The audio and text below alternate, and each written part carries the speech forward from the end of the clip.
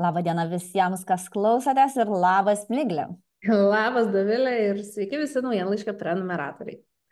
Ir šiandieną mes pradedam, nepameluosiu, tikrai istorinį naujienlaiškio įrašą, kuriame tu dar esi tik tai vieno vaiko mama, čia kažkas pilvelėje, bet dar taip vat, fiziškai. O vėliau, nežinau, galbūt per savo motinystės atostogas man visada norisi sakyti kabutėse, nes atostogomis ten labai nekvepia, bet galbūt rasi laiko kokiam įrašui apie tai, kaip tau sekasi. Ir visai neatsitiktinai mes šiandieną kalbamės ne apie ką nors kitą, bet apie kūdikio laukimą šeimoje. Antro, trečio, ketvirto. Ir tikriausiai, nepaisant visko, antrojo kūdikio atkeliavimas į šeimą yra tikrai didžiulis įvykis dėl to, kad tai, mes tikrai labai labai jaudinamės ir rūpinamės, kaipgi čia viskas bus. Kaip tu esi su tuo? Kas dabar tavo galvoje verda šiuo metu? Mano galvoje tai dabar verda tas, žinai, kur tipo jau lysk. Bet jeigu kalbant rimtai, tai iš tikrųjų yra labai didelis skirtumas tarp pirmo vaiko laukimo ir antro, nes kai laukia pirmo, tai, žinai, viskas yra apie save, apie savo pokytį, apie pokytį tavo ir tavo antrosios pusės, pasiruošimas tam pirmam vaikeliui, ne? Tai kaip ir viskas Ir gal daug tos informacijos rinkimo apie tai, kaip ten prižiūrėti, kaip... daug gražių daiktų, daug gražių rūbelių, žodžiu toks, ne? Žymėlis pirmas. Viskas yra pirmas, ne? Su antru, tai man atrodo du momentai, tai kad tu visų pirma, nebeturi tiek laiko, nes lakstai paskui pirmą, bet yra ir kitas momentas, kuris visgi vyksta, kaip ir antrą kartą tas nėštumas ir tas vaikas antras ateina, bet iš tikrųjų tai yra pirmas tavo kaip mamos pasidalymas. Tai reiškia, kad tu pirmą kartą tampi daugiau negu vieno vaiko mama. Ne? Ir jeigu tu pirmą kartą labai galvoji apie save ir labai pergyvenai, kaip tavo šeimai, tavo santykiai su vyru tai bus, ar ne, ar tu būsi ten ta gera mama, tai antrą kartą tu visas pergyvenimas toks vaizdas, kad yra jau nebe tave ir nebe ta antra pusė, bet o tai kaip tam pirmam? Ar nuskriausiu, ar būsiu pakankama, ar rodysiu užtektinai dėmesio, ne? Ar pavyks tas pasidalinimas, nes ar ne, patirtis tarsi ir nebe pirma, bet pokytis tas šeimos, ar ne, nes iki tol tai yra vienas, dažniausiai tas vaikas nori, nenori tampa šeimos centru, ne, viskas sukasi aplink jį ir staiga reikia čia kažkaip, ne, dabar susidėlioti. Ir iš tikrųjų, man atrodo, kad, aš galiu apie savo kalbėti nėštumą, bet tiek, kiek kalbam, su kitom mamom aplinkui, tikrai tas antras nėštumas labai didžiulė, net sakyčiau, didžiausia dalimi yra būtent apie pirmagimio tokį ruošimą, įėjimą, bandymą į tą įeiti sklandžiai, o ten jau vežimėliai, daiktai ir gražus rūbai, kai lieka laiko, jeigu jo lieka. Jeigu jo lieka, aišku. Tai ar tu pasidalintum keliais tokiais tipsais, galbūt iš savo patirties, kaipgi jūs dabar ruošiatės? Kaip ruošti savo vyresnėlį?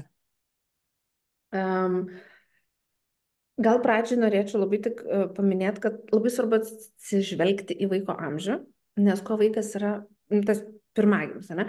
Kuo jis yra mažesnis, tuo jam yra sunkiau suvokti ilgus laiko periodus. Tai mes 6 nėštumo savaitę pasakysim, kad žinai, už 9 mėnesių ten bus kažkas, tai metinukai kokiam, tai iš vis yra neapriepiama. Ne? Mano Emai yra jau virš 3, jinai sužinojo anksčiau, negu aš gal būčiau norėjus, bet tiesiog man reikėjo pas gydytojus, jos nebuvo kur padėti. Taip pat gavosi. Ir tai jinai labai ilgą laiką žinojo tą faktą, bet jo, jis ten kažkur ir jai nei buvo įdomu, nei aš taip net, tu sėdžiu, kažkaip reaguokite, prašau, ne?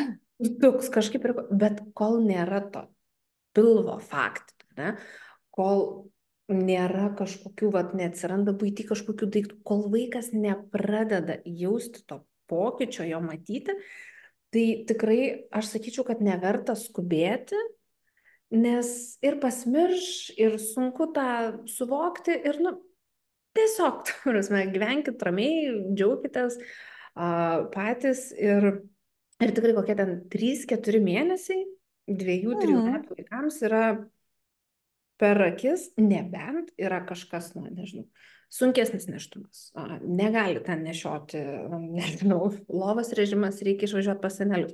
Nu, tai aš tada visą laiką laikausi tos nuomonės, kad gal geriau nemeluot, sakyti taip, kaip yra.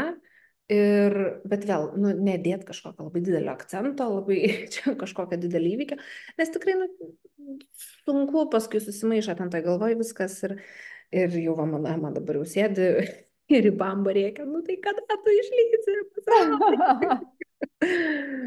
Tai va, tai Ir, šitas. ir man atrodo, dar labai svarbu turbūt neturėti lūkesčio vaiko reakcijai.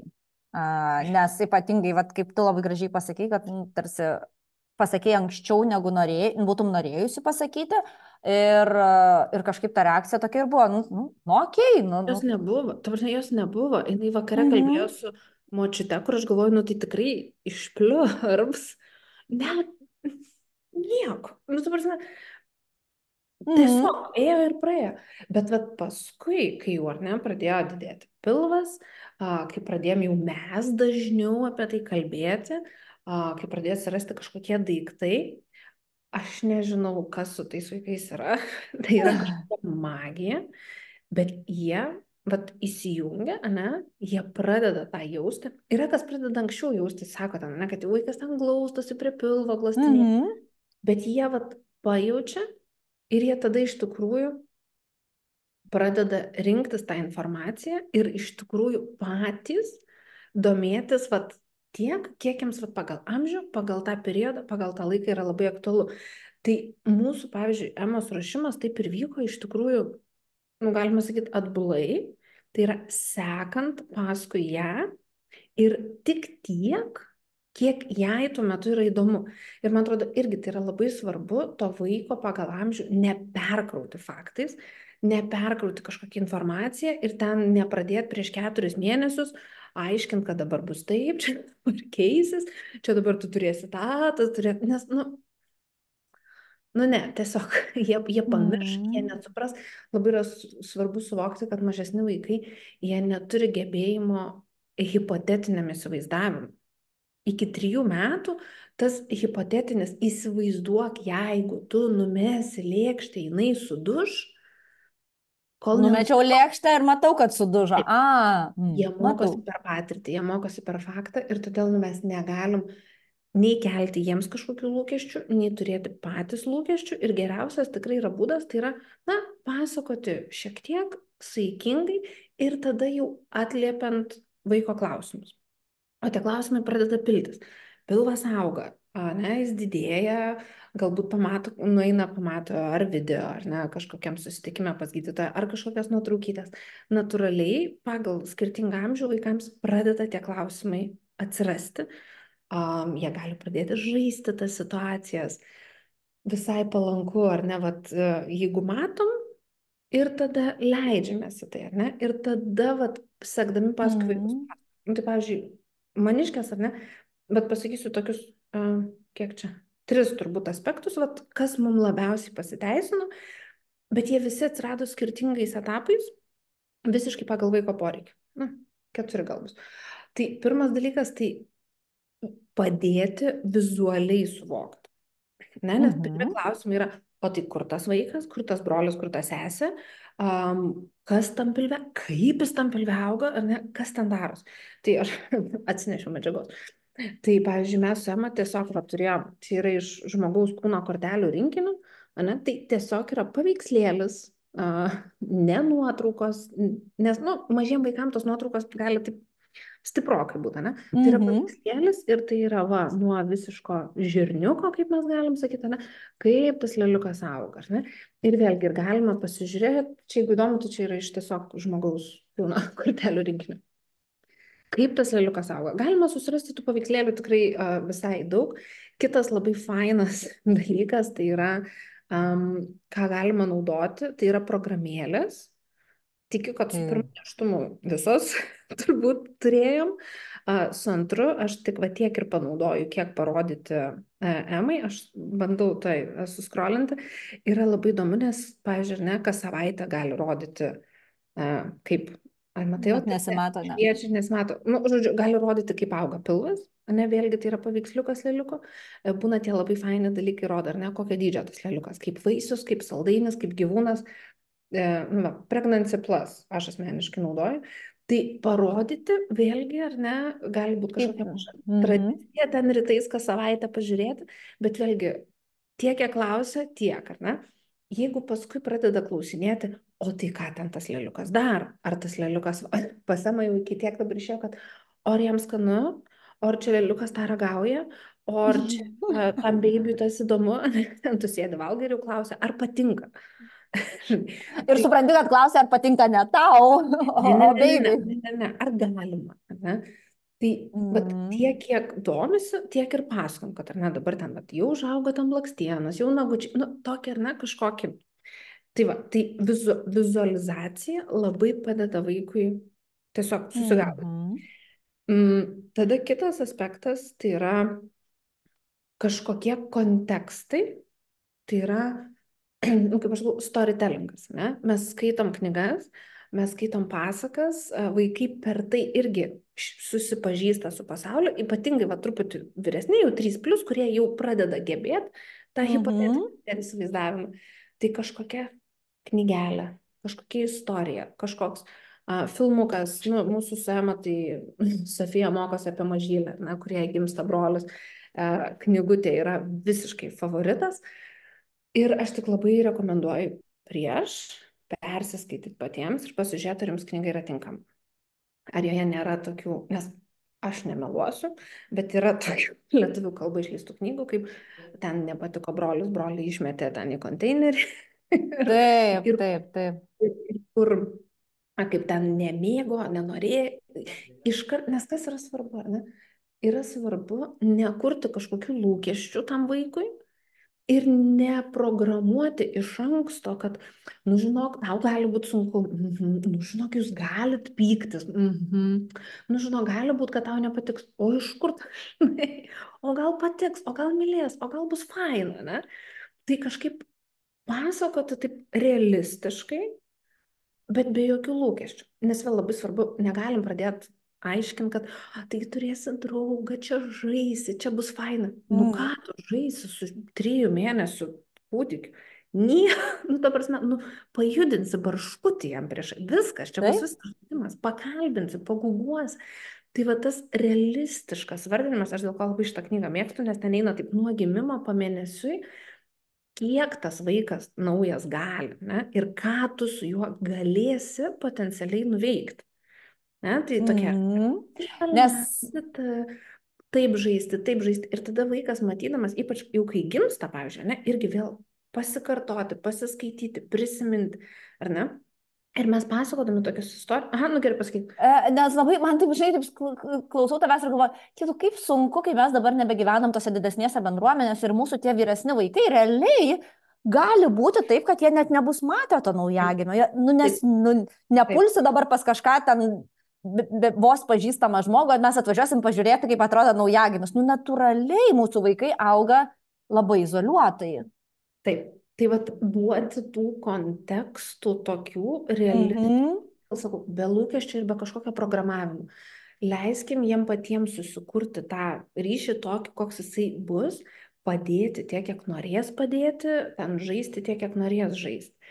Ir va tas, nu, įvedimas, ar ne, kad, nu, nevaikščios iš pradžių, nesėdėjęs, ne, kad verks jo, klausyt, kaip tie naujagimiai verkia. Labai dabar, kai ligų sezonas, tai poliklinikos. Manoma, kaip čia taip šaižiai. Sakau, taip, leliukai, o šitaip verkia. Taip, pas mus irgi taip verks. Man nepatinka. Ir tiesiog tai va tas storytellinimas kažkoks, ne, sakau, pažiūrėt kažkokį filmuką, knygelę paskaityti, jeigu yra pas ką nuvažiuoti, tai čia iš vis yra tobula, ne? Taip. Tu matai tą dydį. Ir va taip vėl, šiek tiek švelniai truputį duodant tų kontekstų, jau paskui pats vaikas vėl kiek jam įdomu, tiek jisai neria gilyn. Ir va čia va yra trečias aspektas, kas labai, šiaip rekomenduojama dažnai ir mums, pavyzdžiui, labai pravertė, turėti kažką namuose, kažkokius žaislus, su kuriais vaikas tą galėtų išžaidinėti.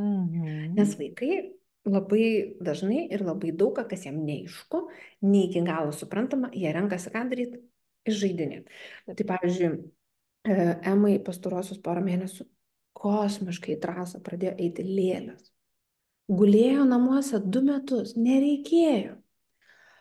Kaip vystyti. Ir pati aš niekas jai neaiškino apie vystymą, kaip vystyti, kaip nešioti. Jai reikia nešioklę iš skaros pasidaryti, jai reikia keisti sauskelnes, jai reikia tas lėlės krauti, valgyti. Top žaidimas yra pasimti naujagimio rūbus, pas mane pastovi išversti stalčiai, aš jau dalį tiesiog atidėjau dabar Emai.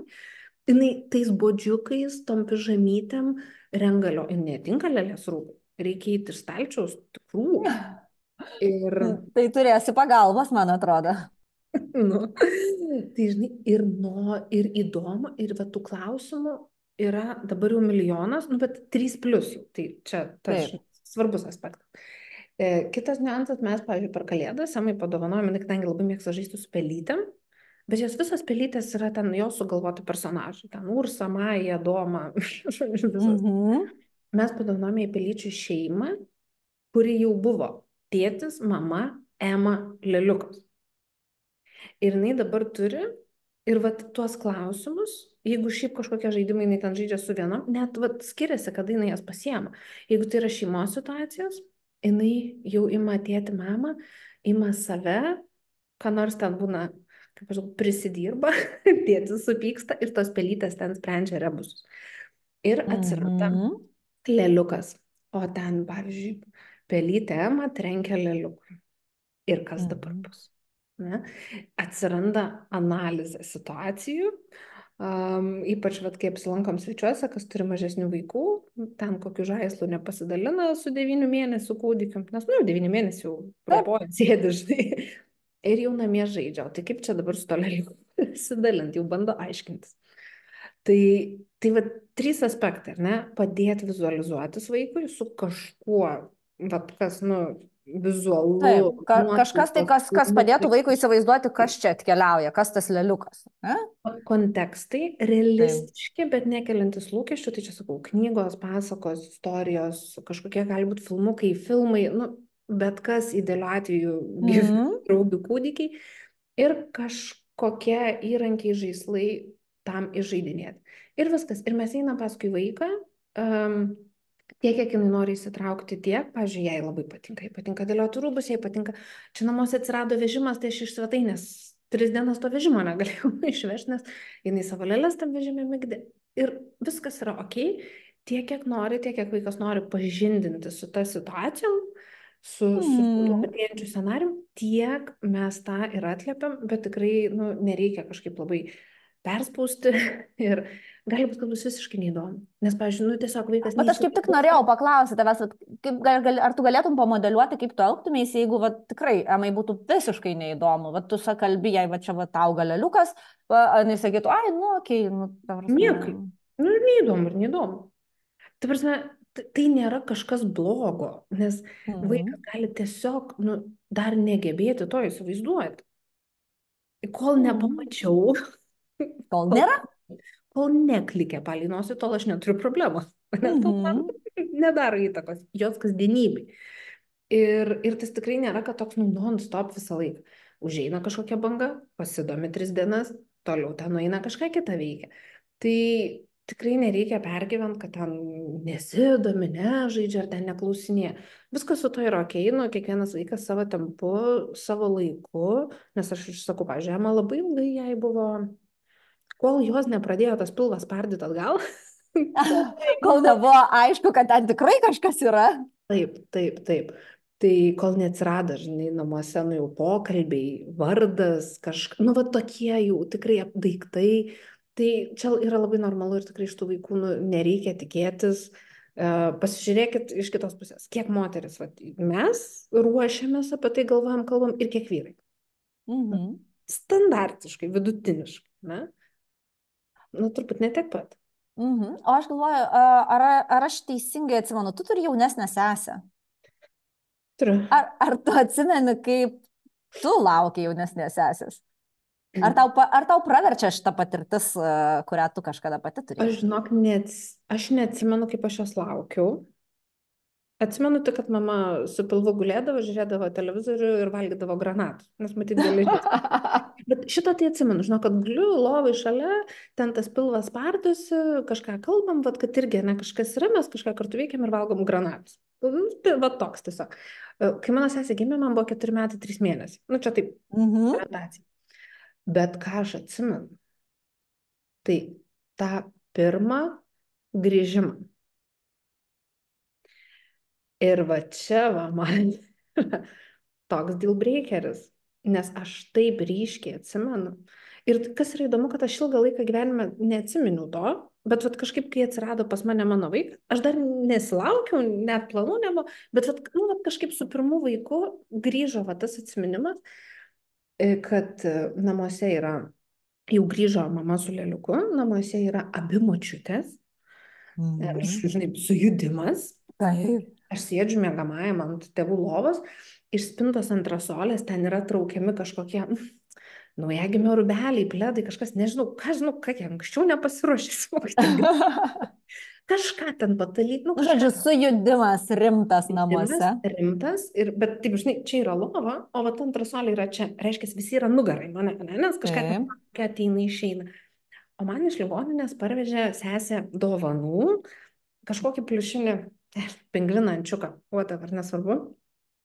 Ir aš sėdžiu ant tos lovos ir aš jį taip sviedžiu į kampą ir šūkiu, nenoriu, nepatinka. Ir taip, žinai, nu, ir nieks nereaguoja. Dovilė, niekas nereaguoja. Aš nulipu nuo lovos, nueinu į kambario kampą, aš pasiemu tą pliušinį žaislą, grįžtu atgal ant lovos, atsisėdu, metu dar kartą ir reikiu dar garsiau. Aš sąmoningai 4 metų vaikas kartoju tą patį veiksmą. Nu, prašau dėmesio. Ir niekas man nereaguoja. Ir paskui sakė, aš be proto mylėjau tam tą sesę, viskas buvo gerai. Sesė gulėjo ligoniniai, ten būdama metuko ar 2. Aš įsiprašiau gulėti ligoniniai kartu, sveika būdama. Nu, ta prasme, buvo gerai, mūsų santykiai buvo geri, bet aš tą pradžią. Ir vat man, kai aš ir pradžiai paminėjau, ne, tai yra tas pirmas kartas, kai pirmas vienturtis vaikas ir yra tas pasidalymas. Ir mano akim visa ta situacija buvo taip klaidingai suhandlinta. Nepyk, mama, gal neklausys. Ne, bet šiaip aš esu pasakos, mama, nežinos šitą istoriją. Taip neteisingai suvaldyta ir aš dėl to tokį turiu, žinai, vat savo, kai jau sužinau, kad jau laukius, mano vos ne pirma mintis buvo, kaip atrodys grįžimas namo. Jis bus kitoks. Kitaip. Tai labai įdomu, žinai, nes dažniausiai realybėje ten nepriplanuosi tokių dalykų jų labai stipriai. Ypač, kai eina kalba apie kitų žmonių, vaikų, mažų emocijas. Bet, pavyzdžiui, man, aš šitą turiu. Ir man, tas noras to pirmagimio neužskriausti, neužslopinti yra labai svarbus. Ir aš kažkaip, istorijų, kai pasiklausau dar kažko, tai yra turbūt dažniausias iššūkis, ne, kad tie pirmagimiai natūraliai jie turi daug didelių jausmų, jiems tai yra didelis pokytis, atsiranda kažkas, kas taiga yra visą laiką pas mamą ant rankų. Ir jeigu bet ne visada būna Ir čia labai sunku nuspėti, dėl to, kad mes, tai visai daugeliu atveju tai net nepriklauso nuo to, taip tiesiogiai, kaip mes, tarsi, ar mes gerai paruošiam vaiką, ar mes negerai paruošiam vaiką. Na, čia ne apie tai. Viskas priklauso nuo vaiko temperamento, viskas priklauso nuo vaiko kažkokių vidinių išgyvenimų ir tikrai, pat kaip tu ir sakai, mes negalim suvaldyti, nuspėti ir sukontroliuoti kito žmogaus emocijų. Kiek jis jų turės ir kokių. Tu gali ruoštis, tu gali pasiruošti, tu gali hipotetiškai, teoriškai, šitoj dabartiniai saugioje aplinkoje turėti labai gražų, daug žadantį vaizdelį, bet kai ištiks faktas, ir, ne, ir kitas tavo vaikas ir vėl, žinai, gal vienas verks, gal kitas užsigaus, kažkam. Čia yra tiek daug kintamųjų, Taip. kad, nu, tu nepriprognozuosi. Mhm. Tai vat, man atrodo, dar labai svarbu yra ir va tas, nu, apsigalvojimas į priekį tų tokių sudėtingesnių scenarijų. Galbūt Ne? tas nusiteikimas toksai, kad gali būti visaip. Nes Taip. tas visaip gali būti nuo to, kad, pavyzdžiui, vyresnėlis gali visiškai nekreipti dėmesio kažkurį laiką tiek į naujagimį, tiek į mamą. Ir tas Gali. labai dažnai būna mamoms iš tikrųjų toks didelis skaudulys, nes gali tai būti, kad, pavyzdžiui, mes grįžtam namo ir vaikas į mus visiškai nekreipia dėmesio, ne, jis tarsi Jo, taip tiek einam parodo žaisti savo kalaitėlį. emociją. Jo, taip parodo savo emociją, kad man nejauku dabar su tuo pokyčiu, kuris įvyko. Ir čia nieko vaikas nesako, nors tai nėra apie tai, kad tas vaikas kažkuo tai nusikalto ar kažkaip yra blogas ar panašiai ar panašiai. Tiesiog dabar tuo momentu emocijų išraiška atrodo šitaip. Tai gali būti atvirkščiai, tai gali būti labai daug jausmų, kur vaikas trips kojom ir sakys, išneškit ten, iš kur paėmė, ta prasme, gražinkit atgal į ligoninę. Noriu, nemyliu, nepatinka. Ir tai vėlgi nebus, kaip pasakyti, tai nebus tikras jausmas tam tikrą prasme, tai bus emocija, kuri tuo metu sukilo, tai nereiškia, kad nemyli dabar šitą sekundę, tai nemylės gyvenime. Nieko bendro. Čia yra tik tai, ką aš jaučiu ir ką aš ištransliuoju į išorę. Nes mes labai turim prisiminti vieną tokį labai, aš nukeliausiu dabar tokią tolimą praeitį, kad padėtų suvokti, kaip vaikai mato leliuką.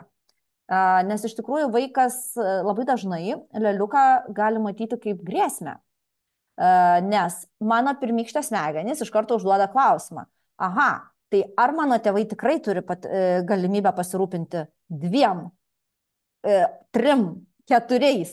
Ar aš tikrai gausiu pakankamai dėmesio? Ar aš tikrai gausiu pakankamai maisto? Nes visa tai yra mano išgyvenimo dalykas. Ir čia yra mūsų visiškai primityviosios smegenys, kurios kalba dar iš akmens amžiaus laikų. Ir jos mums sako va tokius va dalykus. Ir čia kartais tikrai smegenų reakcija gali būti būtent kaip į pavojų. Tai yra tas bėgti, sustingti, kautis, nes tam tikrą prasme mes namo parnešėm konkurentą, kaip ten bebūtų. Ne? Dar vieną.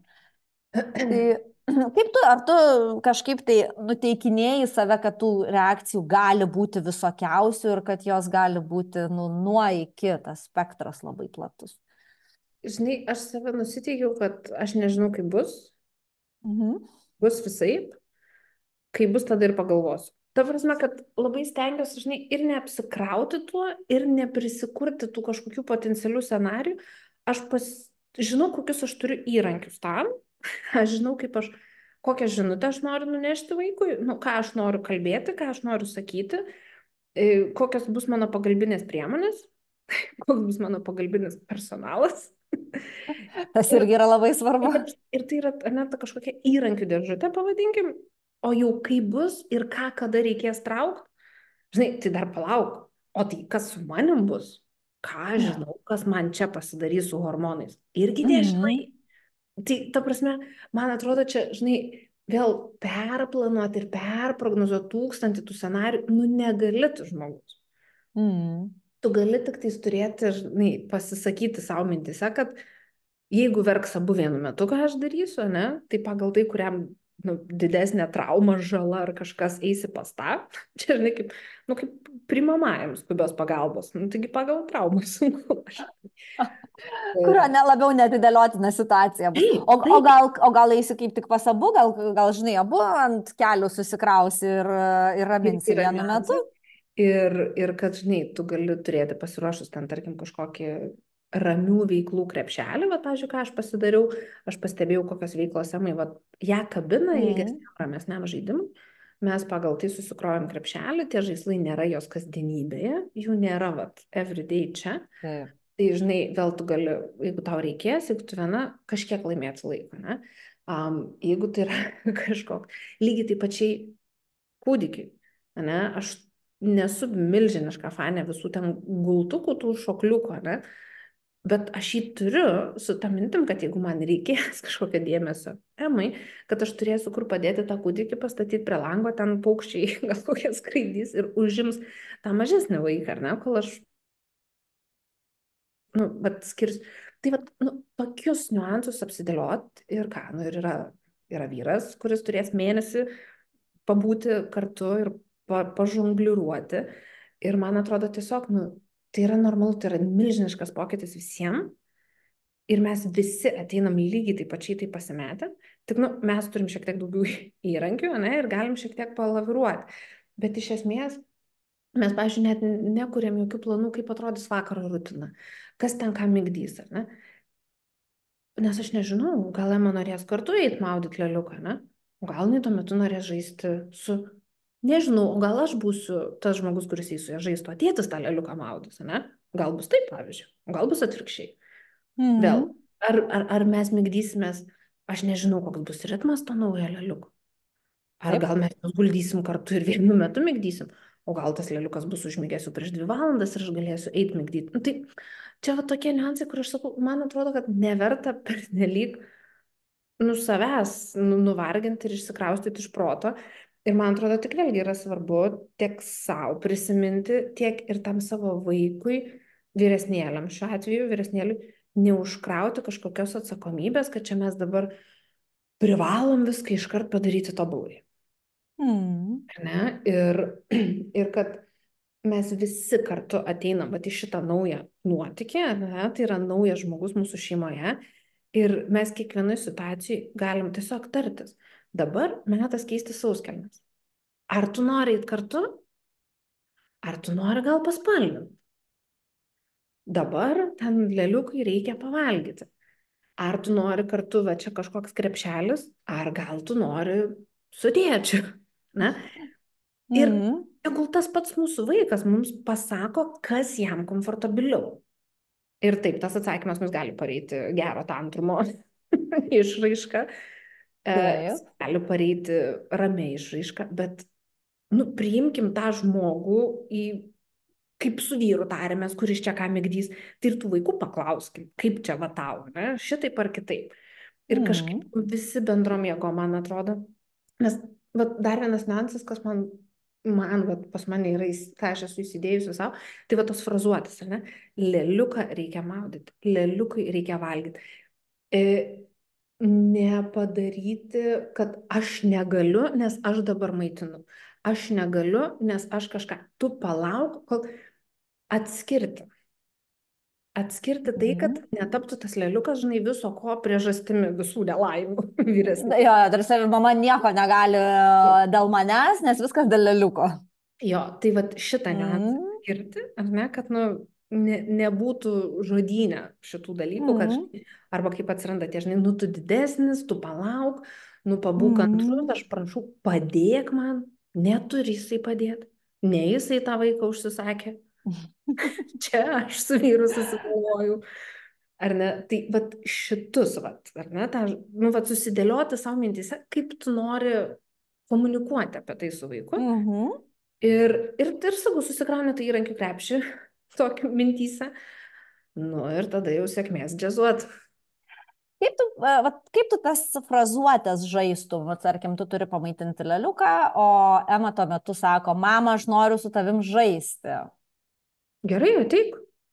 Na, prašau, dabar galim žaisti su ramiais žaisliukais. Nu, ką žinau, jeigu jinai žaidžia ant kilimo, žinai, aš dabar improvizuoju. Ką aš žinau? Kaip tu sakysi, ne? Ne, aš nežinau, kaip bus su leliuku. Žinai, yra leliukai, kurie valgo bet kur ir bet kada.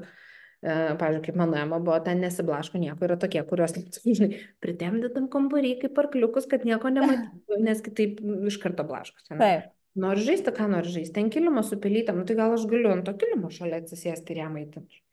Gal aš galiu, žinai, gerai, gal aš galiu atsisėsti šalia, aš pasėdėsiu, aš pažiūrėsiu, kaip tu žaidi. Gal aš sakau, aš galiu ją pasikviesti kartu išsitraukti tą ramių žaislų kažkokį krepšelį. Worst case visada yra filmukas. Aš dar tik tai norėjau prie to paties pridėti, kad iš tikrųjų tas net angliškai yra tas don't blame the baby. Nu, tarsi nekaltinkim dėl visko kūdikio. Ir kai vaikas sako, aš noriu žaisti, o mes turim pamaitinti ir mes sakom, fainai, aš tikrai pažaisiu su tavim. Aš parodysiu dar žinau. Parodyk. Va. O taip, smėlio laikrodžiai yra tikrai tobulas dalykas. Žinok, skirtingų laikų, žinai, pagal tai, kiek vaikas ten, jeigu sauskelne, tai 5 minutės, jeigu vėlgi, tai ten, tarkim, 15. Ir jo, bet kaip tu sakai, aš ateisiu su tavim žaisti už 5 minučių.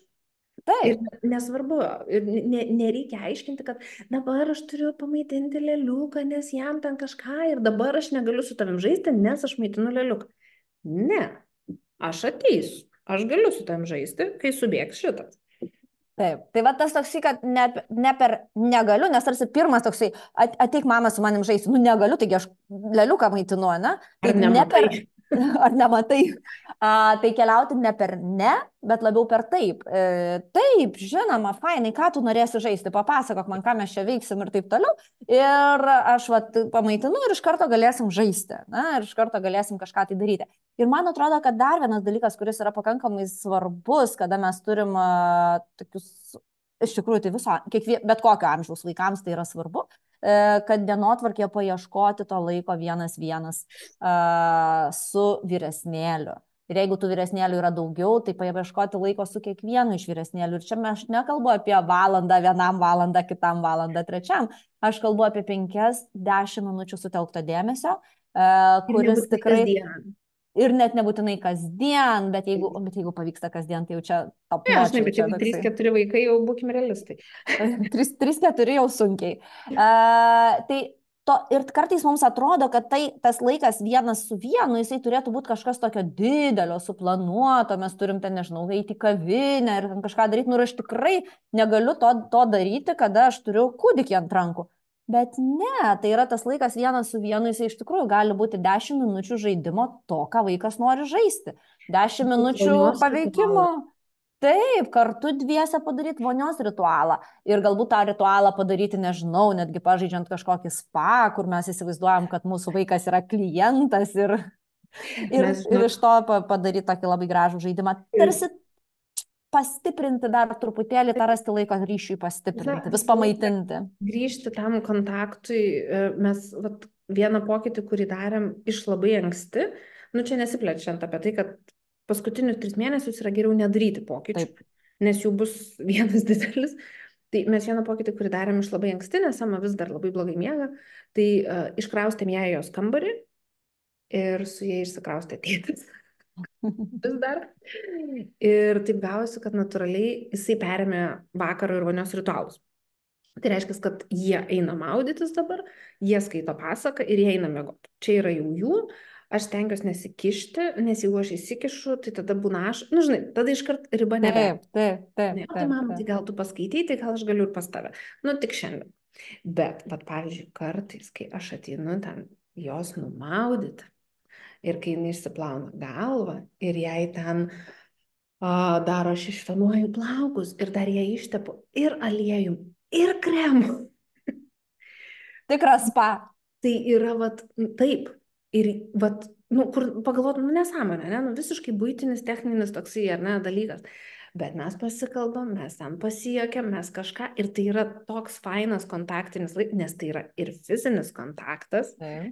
Ir ta prasme, tikrai labai, net ir paprasčiausi dalykai, nežinau, pagamint kartu vakarienę, pasikalbėti, pasėdėti, paskaityti knygutę. Tikrai tiems vaikams nebūtinai reikia kavinių, teatrų ir kažkokių fanfarų. Taip, ir iš tikrųjų, aš atsimenu, ir Magdos Gerber šitas buvo dalykas pasakytas, kad bet kuri veikla gali tapti mūsų tuo ypatingu laiku, jeigu mes tie darome sutelkę visą savo dėmesį į vaiką. Taip, visiškai vienareikšmiškai. Taip kaip sutelkiam dėmesį į leliuką, taip sutelkiam dėmesį ir į vyresnėlį arba į vyresnėlius, kurių ten yra. Ir man atrodo, kad irgi labai svarbu tikrai neprisirišti prie to, kaip ten bus, nes būt gali labai įvairiai. Ir visi tie scenarijai yra jūsų scenarijai. Ir galbūt nenusipiešti to plano, kaip čia viskas bus, nes Taip, taip. tikrai gali būti labai įvairiai. Man atrodo, jūsų pirmo vaikų mes pasimokom visos, kad ne, tu planuoji, o Yra yra. tas juokas. Taip, taip. Tai tiesiog turi pasilikti savo, žinai, laiko ir erdvės, dėliotis taip, kaip iš tikrųjų dėliosis, nes gal net mum pačiom visai kiti. Nu, pavyzdžiui, man dabar atrodo, ne, kad tikrai daug logiškiau yra miegoti atskiruose kambariuose jau iš anksto. Ką aš žinau, dar juoksimės per kitą savo įrašą, kaip mes vienoj lovai iš 3 mėnesių miegos. Ir aš to netmetu, nes nežinai, niekada nežinai, koks žmogus ateina į tavo šeimą. Taip. Nes ateina naujas žmogus, tu nežinai, kaip pasikeis dinamika. Tai kam apsikrauti? Tai ką, mes šiandieną šitą linksmą gaidą, kad apsikrauti iš tikrųjų nereikia, turbūt ir pabaigsim mūsų įrašą. Linkim tau smagaus susitikimo. Ačiū. Smagaus, linksmo ir vėliau galbūt iš tikrųjų pasidalinsi, kaipgi ten buvo, kiek atrodė, kad bus, o kaip viskas buvo iš tikrųjų, nes dažnai būna visai kitaip. Mielai, manau, pasijuoksim. Tai ką, ačiū šiandieną tau, Miglė, ir ačiū visiems, kas klausėte. Ačiū visam.